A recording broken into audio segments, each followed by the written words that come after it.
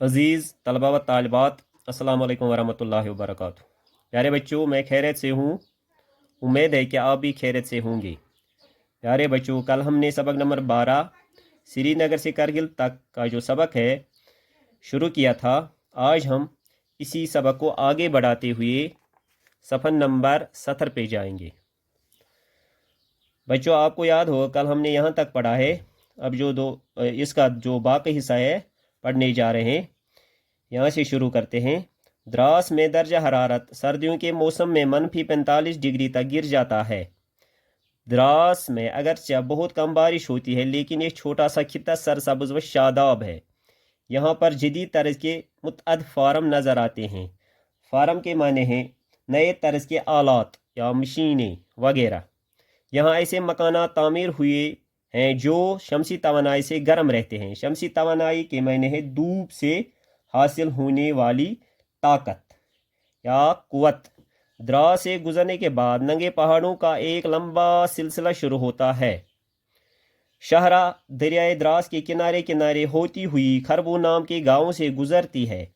दूर चोटियों पर जब गुरूब होते सूरज की किरणें पड़ती हैं तो ऐसा लगता है कि जैसे सारे पहाड़ों पर सोने की चादर चढ़ाई गई है। ऐसे ही हैरत अंगेज कुदरती नज़ारे देखते हुए हम शाम के वक्त कारगिल पहुंचते हैं। लेह के बाद कारगिल लद्दाख का सबसे ज़्यादा आबाद और बारूना कस्बा है। ये कस्बा नंगे पहाड़ों और तंग पथरीली वादियों के दरमियान बहने वाले दरियाई सोरू के किनारे पर आबाद है, इसीलिए इसे सोरू वैली भी कहा जाता है। कारगिल की ऊंचाई सतह समंदर से तकरीबन 2750 मीटर है। यहाँ की नाकाबिल काश्त ज़मीन को काबिल काश्त बनाया गया है। कारगिल की आबादी कई हज़ार के करीब है। श्रीनगर लेह शाहरा कारगिल कस्बा के बीचों बीच गुजरती है। श्रीनगर से लेह जाने वाली और लेह से श्रीनगर आने वाली अक्सर गाड़ियाँ रात को कारगिल में ही ठहरती हैं, जिससे इस जगह की रौनक में इजाफा हो जाता है। सयाहों और दीगर मुसाफिरों की आमद की वजह से यहाँ कई होटल और बाजार वजूद में आ गए हैं, जिसका अच्छा असर यहाँ की मैशत पर भी पड़ा है। कारगिल में हर तरफ बेद के दरख्त नज़र आते हैं। बेद एक ऐसा दरख्त होता है जिसकी शाखें लचकदार होती है, मुलायम होती है। उनसे यहाँ के लोगों की ईंधन और चारे वगैरह की ज़रूरत पूरी हो जाती है। इस जगह छोटे सेब, खूबानी और दूसरे फलों के साथ साथ जवार और गेहूं की पैदावार भी होती है। यहाँ के फल छोटे छोटे मगर बहुत रसदार और मीठे होते हैं। इस छोटे से कित्ता ज़मीन से ज़्यादा पैदावार हासिल करने की गर्ज से यहाँ उमूमन साल में 2 फसलें उगाई जाती हैं।